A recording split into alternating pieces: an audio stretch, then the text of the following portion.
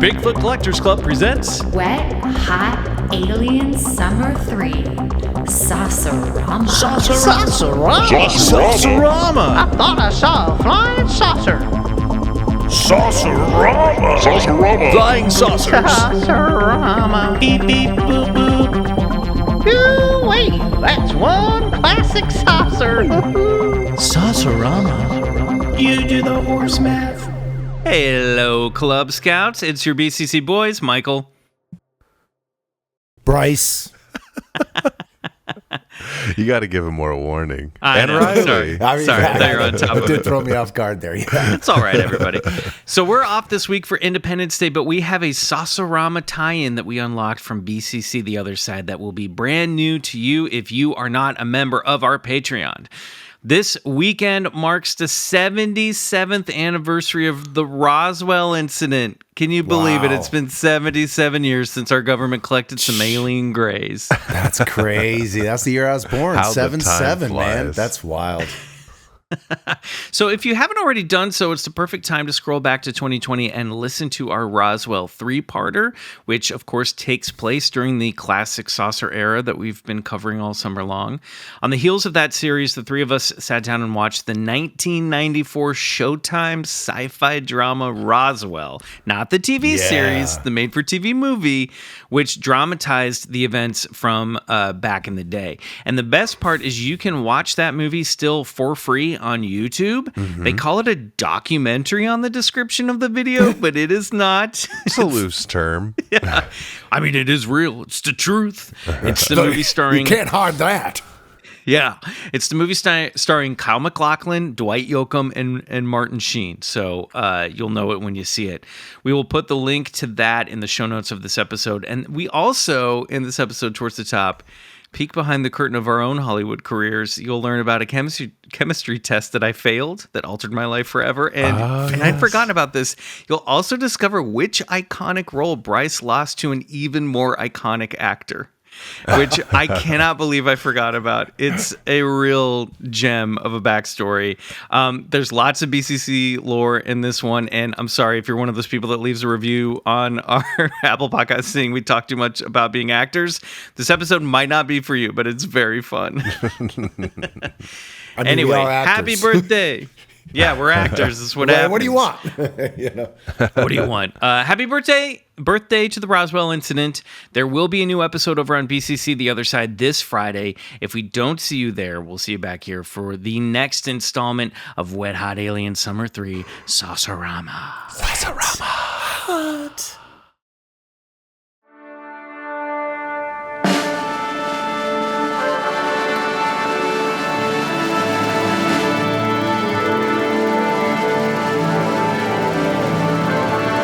Welcome to Bigfoot Movie Club.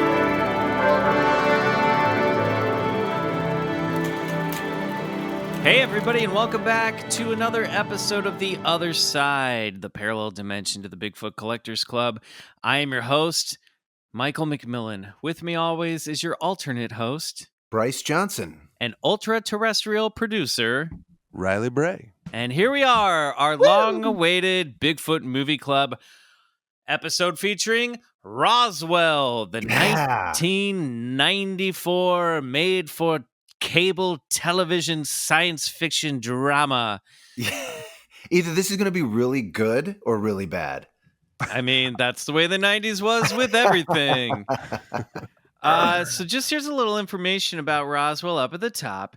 The movie's called Roswell. It's also known as Roswell, the UFO Cover-Up, which I think was in a later DVD release, so people didn't confuse it with the Roswell TV show that came along in the 1990s. It stars Kyle MacLachlan as Jesse Marcel Sr., our hero from the Roswell saga.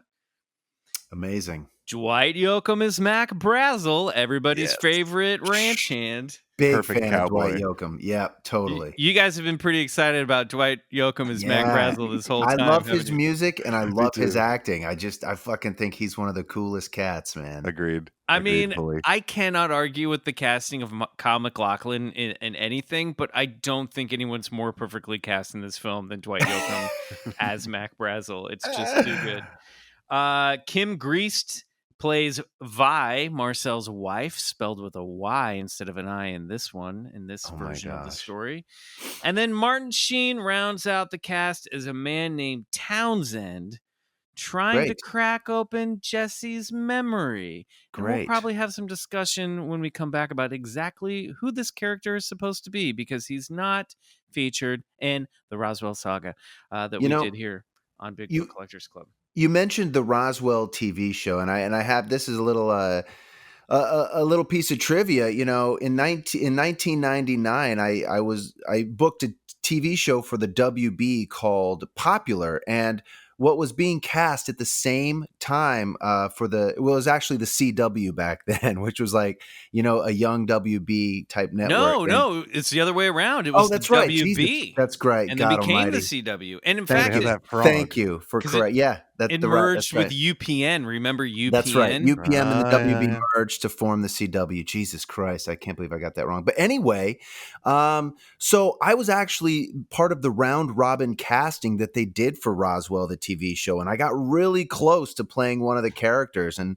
when I ultimately wasn't cast, then the casting directors recommended me for the other show, which was Ryan Murphy's freshman creation, Popular. But I knew the people, like I auditioned with the people who got the parts in the Roswell TV show, and I got so close. And that's crazy. I can't believe we've never talked about this, and we've done like 80 Roswell episodes. No, totally. Isn't that wild? Did you test? Did you go all the way and test for it? I believe I did. Yeah, I believe I went to like a studio test. I don't think I was called back for the network test. So if you're not familiar, you have to go through maybe 3 or 5 regular auditions. And then if they like you, you'll have to go to a studio test, which is the studio that's producing the television show. And if you pass that, then you go on to the network test. And the network is obviously the network that's going to air it. And 10 people get eliminated down to 5, down to 3. And then sometimes it's down to like 2 or 3 guys, up for a part.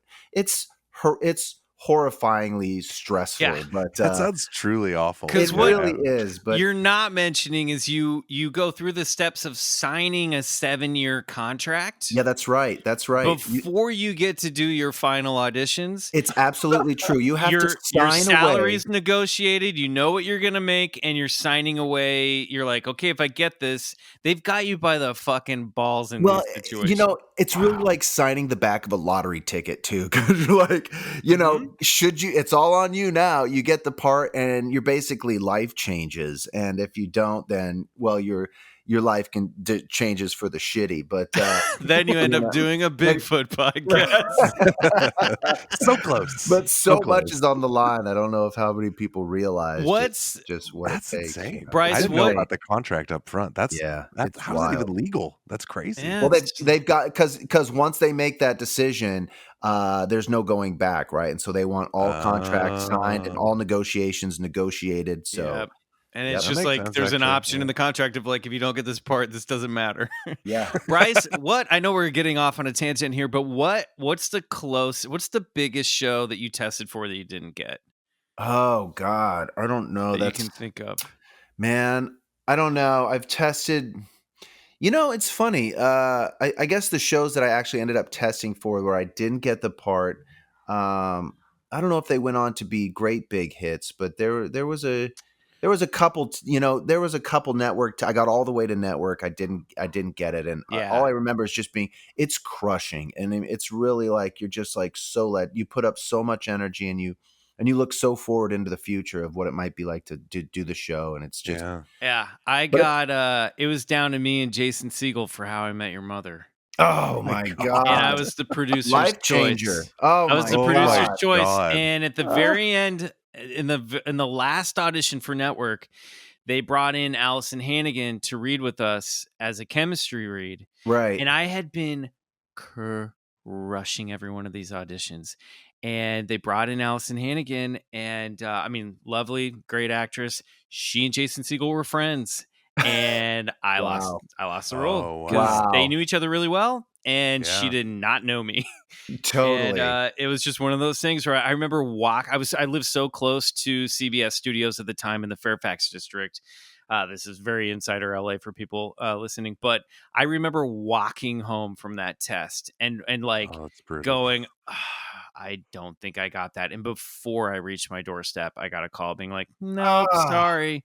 Crushing. Oh, and then you watched. Then I watched the show go on for like 10 seasons, and then that's really I tested again for How I Met Your Dad, and didn't get that, but it didn't get picked up. God, you're not meeting any parents. I remember. I've got a couple 2 quick stories. One, I do remember now that you bring it up. It was between me and Ryan Gosling for Young Hercules. He ended up getting it, and I was like, I was going to the gym. He was a skinny mini at that point. I was like, there's no fucking way this kid's gonna be Young Hercules. Anyway, totally beat me out. Totally beat me out of the part. Yep. Hercules. Yeah. And then a Kevin. Oh my God! This is one of those golden pieces of Bryce's backstory. This fits right into the Club Bryce timeline. I'm so excited about this information. A little follow up that too. So like a few years later, Gosling was blowing up, and I had known him. He had known each other. I went to one of his he used to do like sit and guitars at these little clubs and whatever, these little sit and sings, and I remember, so I was working on Bring It On Again. I was feeling really good. I don't know, because I'm working. I come out of my trailer. I'm in a fucking cheerleading uniform. Gosling walks by with his gaggle of Gosling, his little crew. And it kind of gives me a, hey, Bryce, what's up? And I was just like, he had just come off of what's that Nazi movie he did? Anyway, he was blowing the fuck up. And I kind of looked at my cheerleading uniform and I was like, hey, man. He's like, what are you doing? I'm like, Bring It On Again. Yeah, it's good to see you, bro. Just totally crushed. I was like, oh, Gosling. That's so brutal. Gosling. I'll tell you what, though. He did not blow up because of Young Hercules, so don't worry about it. He had something else. Was written in the stars. Oh, my God. Fucking, guys, listeners.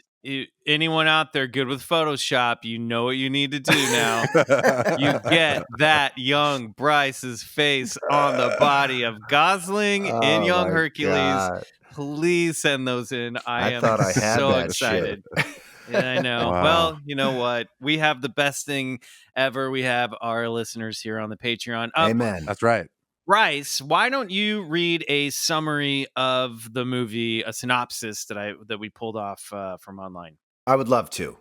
In 1977, terminally ill former Army Major Jesse Marcel, played by Kyle MacLachlan, attends show some respect. Sorry, MacLachlan attends an annual reunion of his bomber group and attempts to understand some mysterious events from 30 years ago.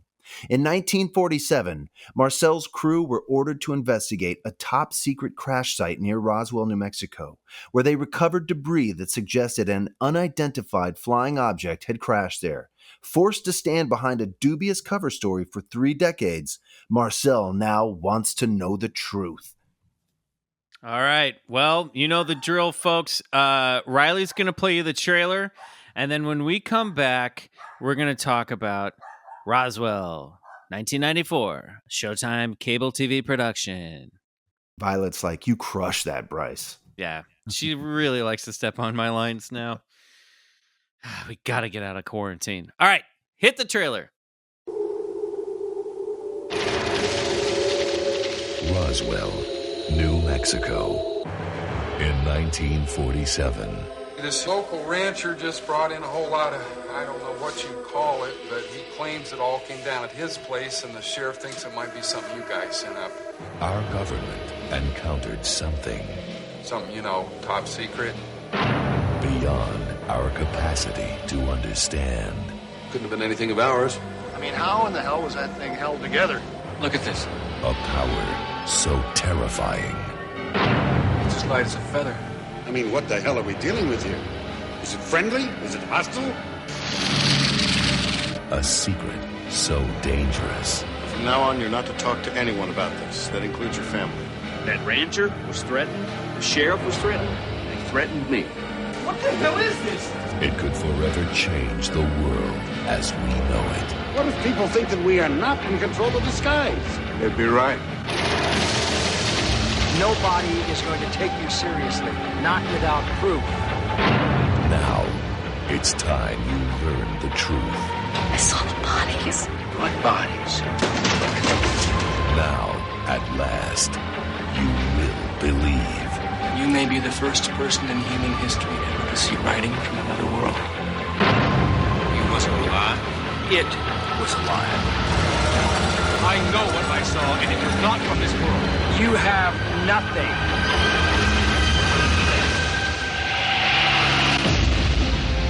Martin Sheen, Kyle MacLachlan, Roswell.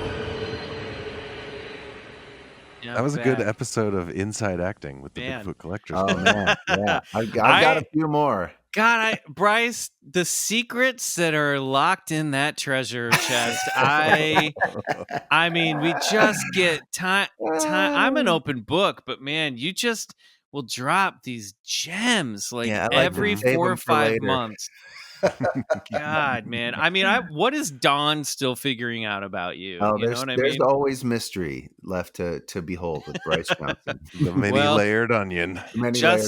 Just like the New Mexican desert. Yeah. Who knows what you'll find beneath the surface of Bryce Johnson.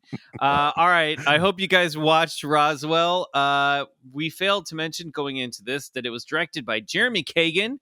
He directed a bunch of TV, including episodes or 1 or 2 episodes of Taken, that Steven Spielberg alien abduction miniseries from 2002. I never saw that. I don't know about you guys. I should check that out. I didn't know. No. I again, going back to acting, I remember auditioning for that and being crushed. I didn't get it. So I was like, I didn't want to watch it. I know that. I was like, fuck this. Yeah. That was around the time when I was moving out here. I probably missed those auditions, but when you see a TV audition and the word Spielberg behind it, you're like, oh, totally. I definitely. God, now we're just telling audition stories. I auditioned for the Pacific. Okay, I didn't get it. Episode. Okay, bye. Okay, here we go. The Roswell, the movie we're talking about, was written by the director Jeremy Kagan, Paul Davids, and Arthur Kopit, based on the book UFO Crash at Roswell, written by Kevin Randall and Donald R. Schmidt. That was a big source of resource materials for our Roswell saga. The tagline for this movie is, "The Pentagon denied it was a UFO, but one man knew better because he was there." Yeah. Love that. It's a little long. It's a little clunky for bit of a long tagline. walk. Yeah. But it's a tag paragraph, really. It gets the job done. I'll truth be told, you guys watched this movie tonight. I watched this weeks ago, so I didn't really keep a lot of notes, but I remember the movie pretty well. I did some research on the back end that we'll get into, so you might have to refresh me on a couple things. But just outright first impressions, what did you guys think? I'll tell you what stuck with me and will forever is Martin Sheen explains the multiverse, and the UFO government cover-up is like kind of my favorite thing ever committed to film. Yeah, mind fucking blown, right? That scene, I was like, this is too good. And he's explaining it to like Dale Cooper. I was like, this is like a weird multiverse lost episode of Twin Peaks or something that I'm watching. Like, yes, I don't know. It was just. Well, and he really weird, fun ride. He really earned it too, because he was pretty much an extra in the whole movie leading up to that final speech. I was like, man, they had him on set a lot of days doing nothing. Yeah, who spent more time filming, Martin Sheen in this movie or Jonathan Frakes in Alien Autopsy Fact or Fiction? Definitely Sheen. Yeah, Sheen all the way. Oh my god! You think he filmed more? I think he came in, shot one day, and then was out. I'm like, he's in the background of. He's in the background all the time. Oh, that's true. That's true. So he's just like sitting in his trailer, and they're like, "Oh, we're ready for you, Mr. Sheen." And then he like walks out, and he stands there, and then. I mean, that's pretty wild. Yeah. So the framing sequence of the film starts in 1977 with old Jesse Marcel, played by Kyle MacLachlan, in pretty good old age makeup for 1994. That wasn't that bad. Yep. Agreed. Yep. Yeah. And we'll talk. I mean, the makeup and the FX in this movie generally is really good. Yeah, not bad. I went on IMDb to look up who did the special effects makeup and the creature building for the alien, which we'll get to. Oh my God. Because I got a lot on that. Holy these cow. names: Brent Baker, Evan Brainerd, Norman Cabrera, Bill Corso, Dan Hastings, Leonard McDonald.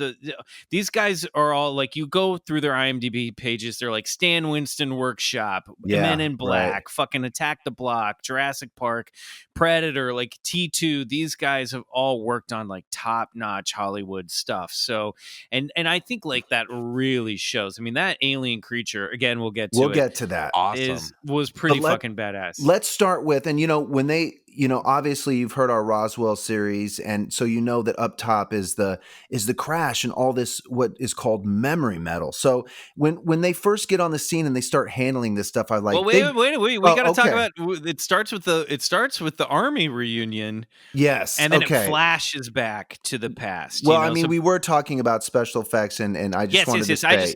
I just wanted to say that it was interesting that the movie started in 77, then went back to 47, comes back to 77. So it really takes place over two time periods. The time when Jesse Marcel decides to talk about his thing. And this is the 77 stuff seems pretty heavily there are a lot of artistic liberty, I think, taken in those portions of the film, including whoever the fuck Martin Sheen's supposed to be. Yeah. But yes, we do flash back to the crash, Bryce. Yeah, well, I was just going to say, on the topic of special effects, they start to handle some of what supposedly crashed. I know I'm probably jumping ahead here, but I remember thinking they better do the memory metal. If they don't do the memory metal, I'm going to be pissed. And then when Kyle MacLachlan, and he goes, wait, see this, watch this. And he crumples it up. And I go, okay, here we go. This is where you're going to either have me or lose me. And he puts it on the fucking table and it goes, and it just like completely like straightens out. And I was like, yes, you got me. I'm with you 100%, Roswell TV movie. Let's fucking do this. I like it when he cuts it and then like Wolverine, the metal heals itself. Totally. Yes, absolutely. So that was a great start. And I was like, okay, cool. We can do this thing. Yeah, that scene in particular is really good. I think that's the scene that I think the two scenes I keep flashing back to are the scenes where he brings home the medal to young Jesse Jr. and Vi, and then the alien scene, which we'll get to. Yep. Bryce, what was your, did you feel that this was a fair representation overall of the Roswell story? It was really fun watching this because, God, I've never researched a subject more, and so I felt like I knew everything the characters were thinking, and I really enjoyed the journey of watching this kind of somebody take it on from a human emotional standpoint, the emotional arc of Jesse Marcel Sr. And I just felt myself immediately taken in, I guess, by these performances, especially by Kyle MacLachlan and the story. Man, I fucking really enjoyed this movie. Yeah.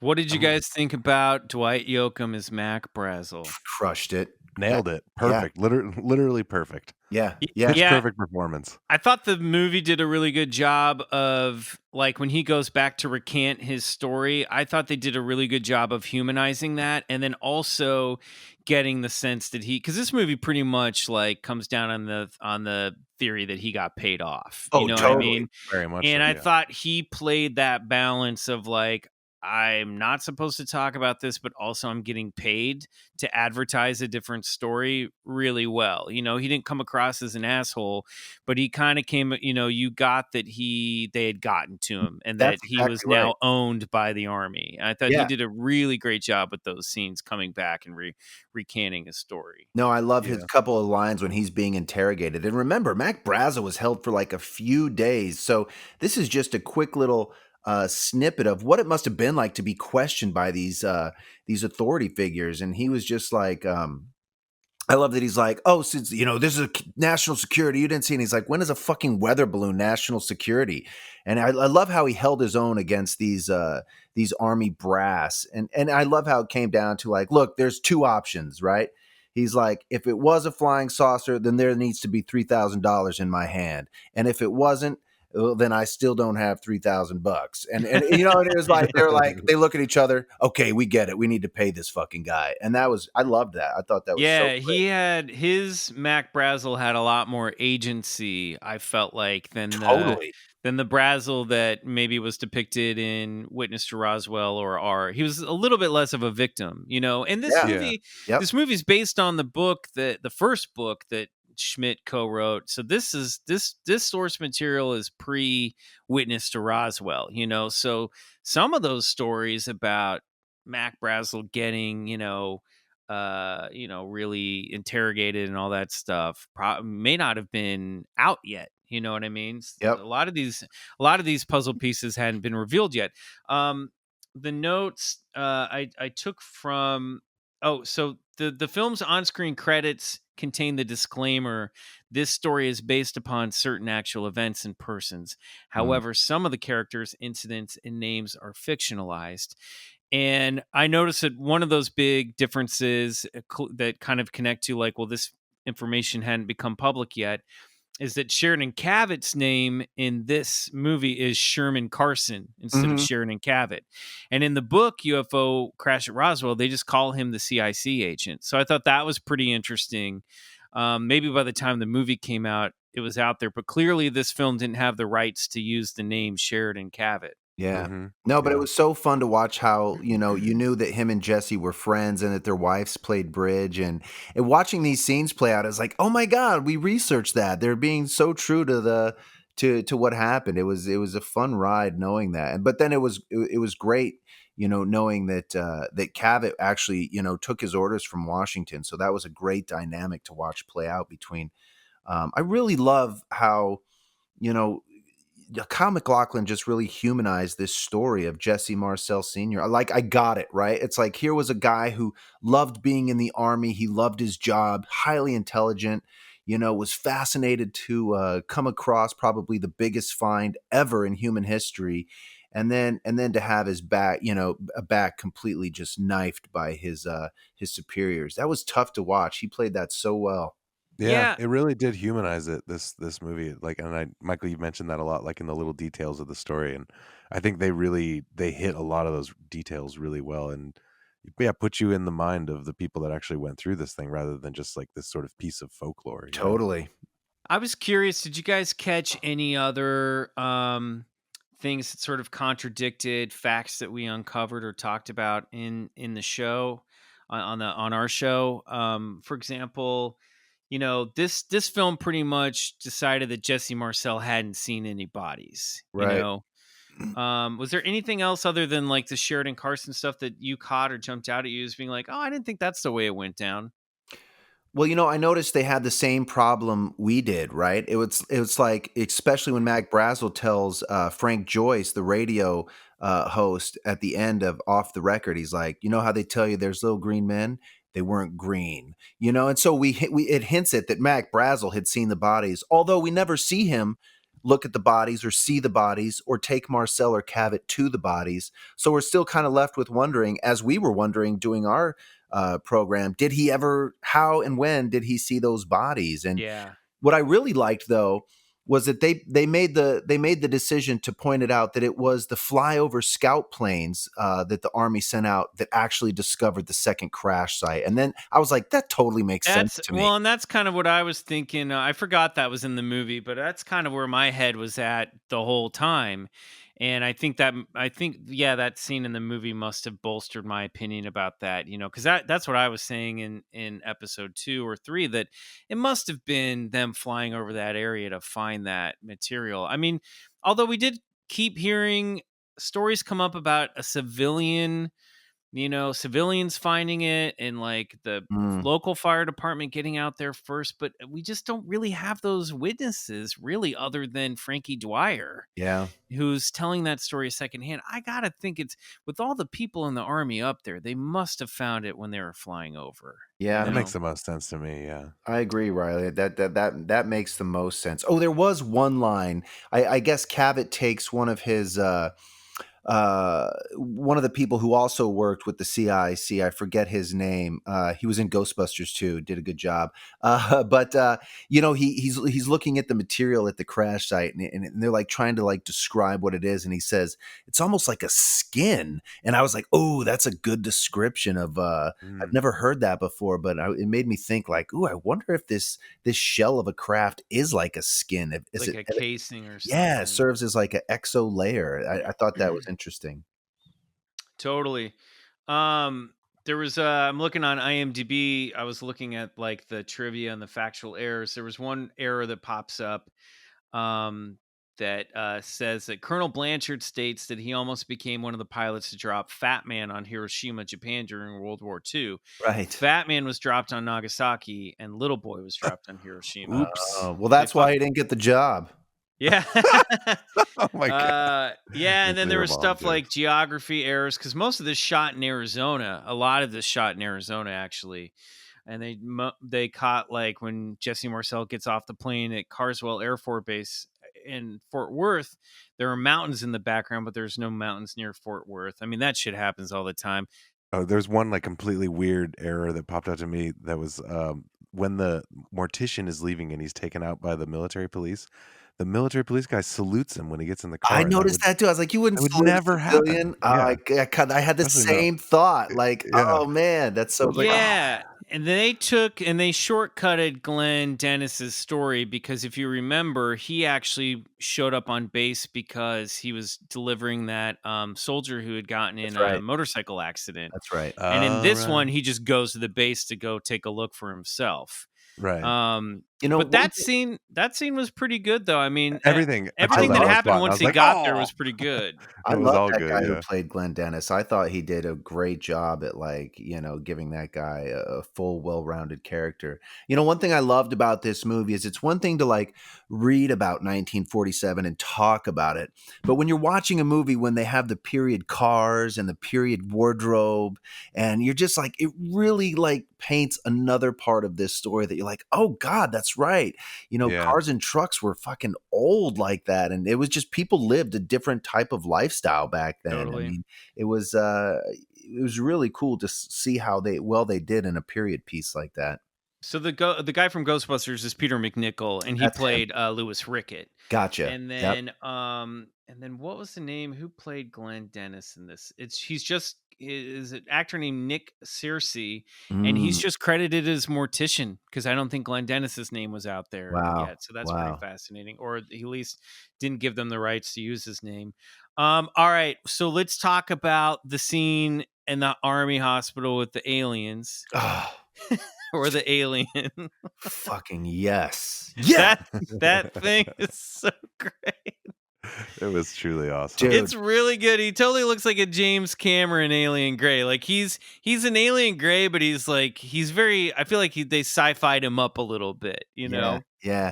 You know how in really great monster sci-fi movies, they're like, sometimes it's best not to show the monster. Well, I'm so glad they fucking showed the alien because they fucking crushed this alien.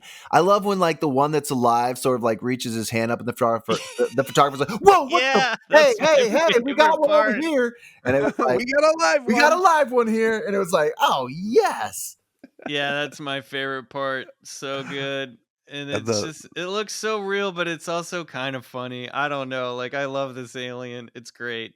Yeah. I love the glowing blue and the like breathing head. Oh, yes. Like, its thought projection kind of made his little head lungs go. And it was right. So fast forward a little bit to they start to go through that, after Roswell and Truman had caught wind, he went and formed and created the Majestic 12 group, which was tasked with handling this incident and possibly even further incidents that may come down the road and investigating the alien presence here on Earth. And deep underground bases. And that's what Riley's talking about. You see sort of James Forrestal get taken to an Area 51 like area where he gets to see the alien that's alive. And they tell him he communicates through thoughts, through telepathy, and and the little alien, tells James Forrestal that there's more coming, different ones, and you see, like Riley said, his fucking head's breathing, his eyes are like, and he's glowing blue. It's just he's in a hospital bed, like getting served ice cream and pickles. I know he looks like a little kid in a hospital bed. It's pretty great. We didn't really talk about the Majestic 12 documents.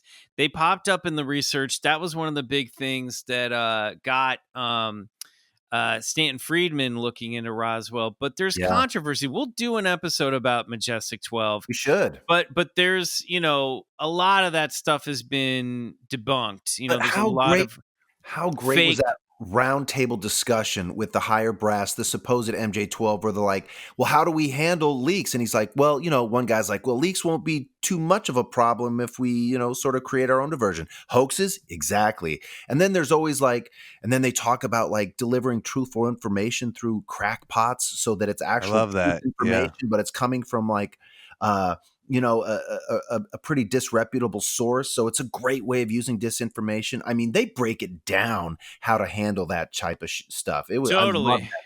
We just don't know if it all makes sense, and I can see people doing that. We just didn't really include it that much in our Roswell story because a lot of the MJ-12 documents have been decided that they were, people have decided they were faked. We'll never know. It's 50-50. Well, and this was made, this movie and the first book were written at a time when they were still a bit more of a mystery. But all of that stuff of those guys going, what should we do about this is, that all tracks. It all makes sense. It's all, whether it was really a part of a secret a program called MJ-12 or not,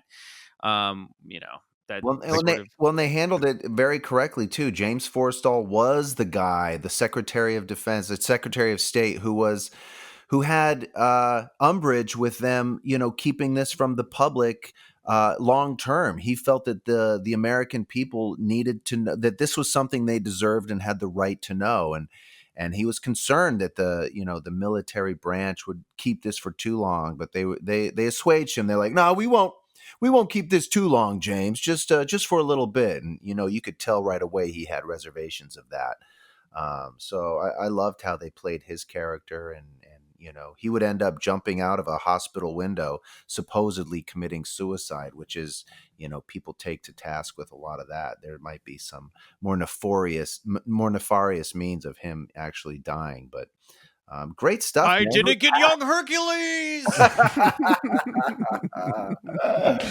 Wait, one more, not to harp on that scene too, but the camera work in that scene is hilarious and so 90s. The way they're going, as they go around the room, they're tilting into those extreme kind of Dutch angles, and it pans really hard over across the table again, and it's like, whoa, this is bad stuff's going on in here. That stuff felt the most dated. I agree, and they did this better in the X-Files. It was kind of what I was thinking when I was watching it. What else is left about the movie itself? I have some sort of behind the scenes stuff, but what else did you guys think? Riley, how did this compare to, what you had heard on the podcast? I mean, it was so great watching this after doing those shows on it, because like Bryce said, I felt like I was like, okay, I know the beats of this story. Let's see how they handle it rather than having it present the story to me. And it was awesome. It was such a great visualization of the whole thing, and really they nailed the period piece of it. And then it's a period piece of a period piece, because it's like this 90s thing, and it's just I don't know. Yeah, really it's like 90s it's doing 70s doing 40s. It's like it's a Russian doll. Period pieces. Yeah. I got this was I watched this in the middle of, I think, or researching episode or part 2. And this is just really when the 90s nostalgia was really fucking kicking in for me. And, and just even talking about it and researching it tonight, it's making me want to just go back and rewatch all of X-Files. How perfect is it that McLaughlin was cast as so good, and he even made a joke in an LA Times article about it, and I'm paraphrasing him, where he's like, yeah, I keep playing this part, so I'm like Al Pacino, I keep saying I'm not going to do it, and then I get pulled back in. He's like, I guess I'm just good at playing these suits, these like government guys. But it's just so great especially after like coming off this past year where I was so obsessed with Twin Peaks, to be like, oh right, there's a Roswell movie and fucking Dale Cooper plays Jesse Marcels. This is fucking the best. Amazing. It's just a synchronistic bit of casting. And Bryce, I am going to shame you quietly again for not watching Twin Peaks yet. I know. I will. I have Dude, so little time. I have it gets so in the Project little Blue time. Book, for Christ's sake. I know. I have time for Amazon Prime Bigfoot movies, though. I want to hear more about that in a minute. Yeah. Let's see. So the film received, pretty good reviews. The New York Times review said, from Walter Goodman, said that the shifts between 1977 and 1947 are adroitly handled, and it is easy to root for the earnest Mr. McLaughlin, particularly in his climactic confrontation with Martin Sheen, a mysterious figure who confounds him with head games. It's all so hard to believe, isn't it? Asks the sly Mr. Sheen, sounding suspiciously like a television critic. Except for scenes involving generals and cabinet officials, there you go, which are written and played with a melodramatic clunkiness that sinks the desired tone of plausibility. The locals, notably Dwight Yoakam as the rancher who finds the suspicious-looking junk, have flavor and the story has zip. Yeah. What prevents this professionally fashioned hokum from being a high flyer is the annoying question of how a cover-up that involved hundreds or thousands of people could have been maintained for 30 years or even 30 seconds in this expose-prone society. Interesting. Although I would say, like, it didn't. That's why you're seeing a movie about it on Showtime. Yeah. Yeah. I think, I think Martin Sheen's character, and when he originally said his name, I thought he said Townsend. And I know his Townsend. It's credited as Townsend, but I was like, oh, that's so smart. I really thought that Martin Sheen was sort of playing the part of truth, of like following around the story as McLaughlin's like, trying to get to the bottom of this, and that Truth wanted this to come out. And that's how I saw Martin Sheen's character. And when he confronts him in that hangar, I was like, I felt that like Martin Sheen sort of represented all the witnesses, all the townspeople of the area who had theories about what was happening and evidence that they saw and ideas, and that the truth. He's the Santa of Roswell disclosure. Yeah, totally. And first of all, I love this movie for biting off more than it could chew, right? Like they didn't have to like pontificate on what this could mean for human civilizations. And as Riley pointed out, the fucking multiverse, but they did. They totally jumped in there. Let's go for it. Yeah, they're like, let's go for it, man. Let's talk fucking multi-universes and time and fucking dimensions. And I was like, way to go. Fascinating to me is I read that character as the complete opposite. Oh, interesting. Like, I saw his character as like maybe part of the cover up still, and like going back to that line where you talked about like where feed the truth to crackpot sources to discredit it. It was like they'd already made this guy the fall guy, and he got excited at the end to try to like set the record straight, and they saw that again as because they kind of set him up as like already no one believes him, and they're like, oh, that guy's crazy. Wow. So then this setting up who? Marcel again, yeah, again, like gotcha. at the end here where they're like, this guy's gonna talk, so let's that whole like hiding the truth in the in an untrusted source, and so they're like using him again as the fall guy. Yeah, it's a great point. Well, he's a fall guy again because the public already saw him as somebody's too stupid to tell a weather balloon from an alien craft. So like, why not do it to him again? I think I agree. He's telling the whole truth. Right. I think I agree. Cover-up. I think I agree with Bryce. When I first watched this, we weren't done researching, and I was like, so who is this guy supposed to be based on? And, he's not based on any figure, real person. He's an amalgamation, I think, of guys like Stanton Friedman, or I think he's, also a proxy for the authors, for Kevin D. Randall and Donald R. Schmidt, the investigators who are getting into this. I think he represents their point of view of like, we got to get to the truth. He, to me, echoes characters like Deep Throat in All the President's Men. He's an insider who does want the truth to come out, who wants to redeem the greatest generation, and so he's trying to get the reluctant hero to tell his story. Yeah.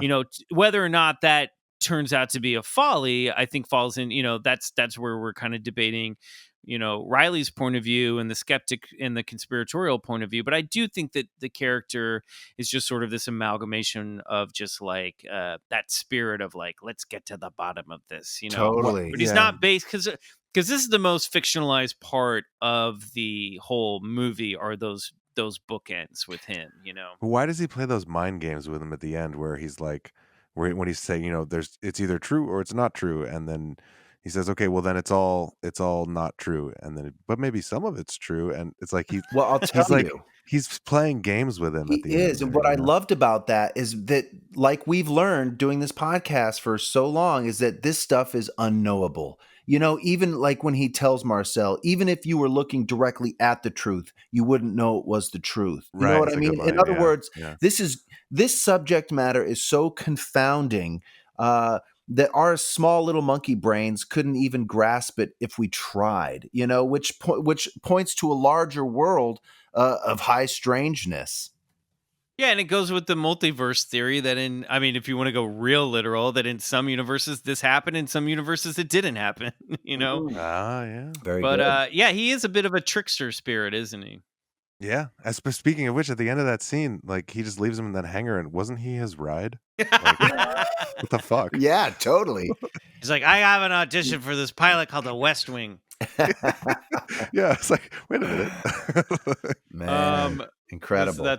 That's amazing. So Kyle M. in that LA Times interview, I thought this was interesting. They got a little, it's pretty fluffy, but LA Times asked both Kyle MacLachlan and Martin Sheen what they thought about Roswell and the story.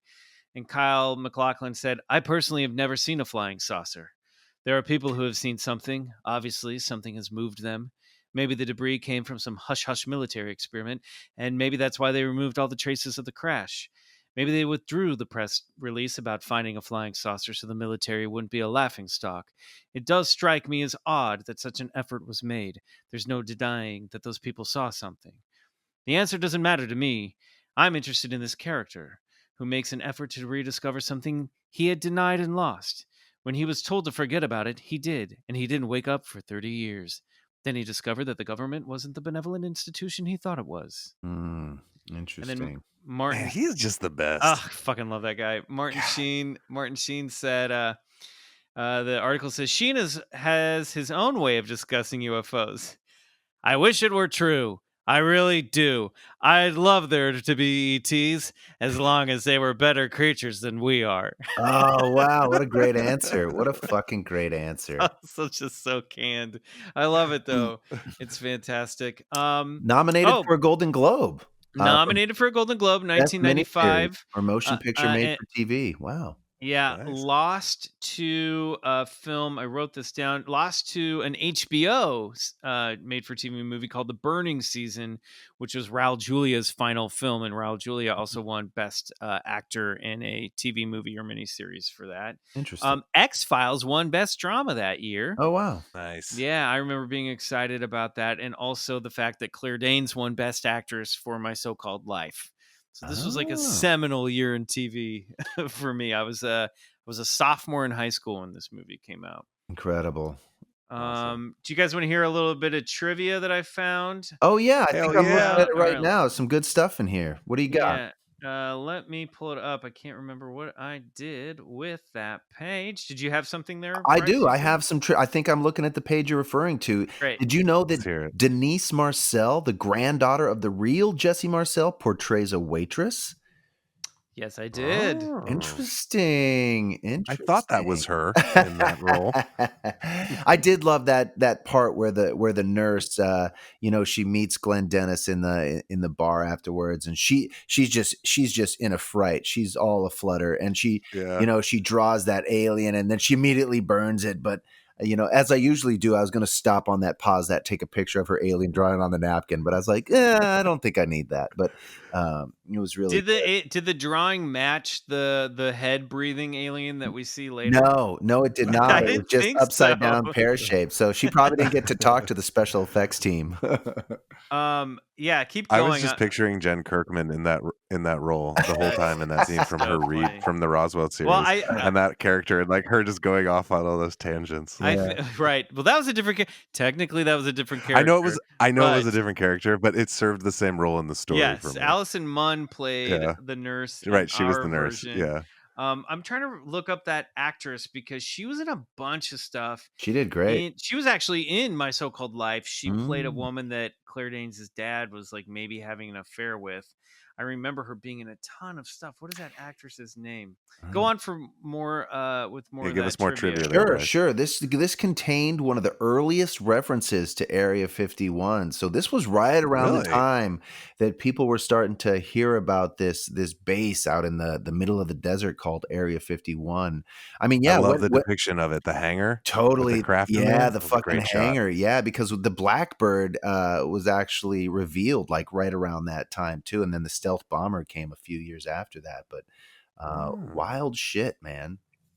Lisa Waltz. Lisa Waltz. I just want to say what's the name of that actress. Okay, go on. That's it. It was filmed for the Showtime network. That old Showtime HBO war that's still going on. Great stuff. And then let's see. That's about it. We've covered everything else. Man, Showtime in the 90s was really formative of my teenage mind. Yeah, totally. Go on. Well, I mean, you've got your made-for-TV Roswell, and then you've got Showtime After Dark. Oh, yes. I never had it. I'm just saying, it was Lady Chatterley's Lovers. How many times did I watch that? Jeez. Exactly. That's what I'm talking about. I didn't get any of that stuff. Oh, man. You did have you sneak over to the friend's house whose parents have the premium package. Oh, sure. You never got a peek. Yeah. Oh, yeah. I got a peek. I also was, I would also like go through the HBO catalog and find anything that had N or BN in it, and then I'd try to stay up late and just like. And sometimes it'd just be like a dude's butt, and you'd be like, right? Oh, I stayed up all night for this. I have a test tomorrow. Are these boobs coming?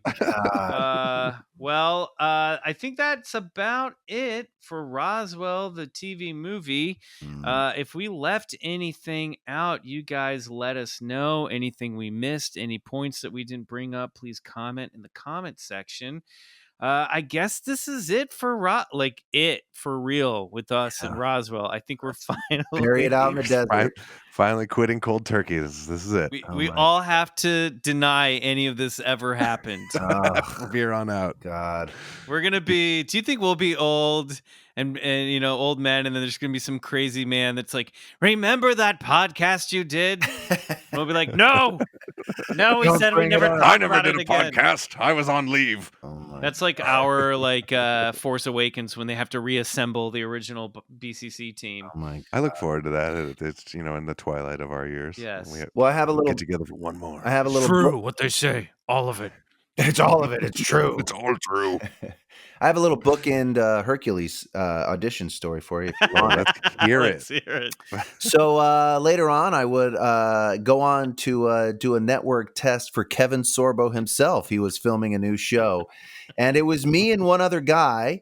And I remember being pretty excited. I really needed the job. And in the middle of the network test, I got maybe so excited that I saw a little bit of spittle fly out of my mouth and land right on Kevin Sorbo.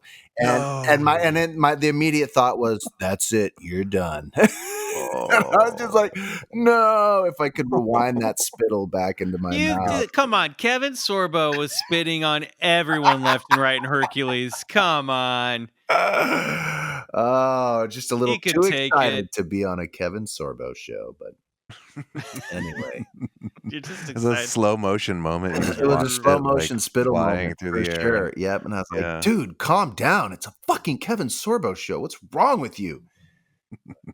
Just need that job. Need that work.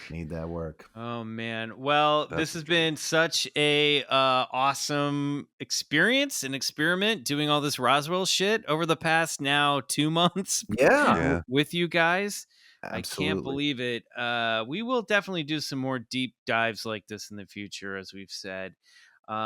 Any final thoughts? Yeah, boys? It's like I think these deep dives are so important because even for a guy like me who was always interested in this subject and thought he knew everything there was to know about Roswell, I've learned so much from doing this with you guys. And I think, it's not the type of learning that you forget, but I think it's the type of learning that's going to stay with me for the rest of my life. Like now I know this story inside and out. And if anybody has questions about it, I'm going to be happy to jump in and let them know, hands down, it was aliens. Yeah, I wish I knew how to research stuff like this in high school and I had to write papers. I didn't realize it could be this fun. Totally. Just had to write a story about Roswell. All right, guys. Thank you so much for supporting the show. We love you all. This wraps up another Movie Club episode. Until next time here on the other side, we say thank you, we love you, and kisses. Mwah, mwah, mwah. Say it, don't spray it, brother. Sorbo! Sorbo! Sorbo! God. Gosling! Gosling! I can just picture you standing on top of a mountain screaming that with lightning in the distance. Don't you Rossel and Gossel me. Boy, all right, we gotta go. We'll see you later, guys. Bye.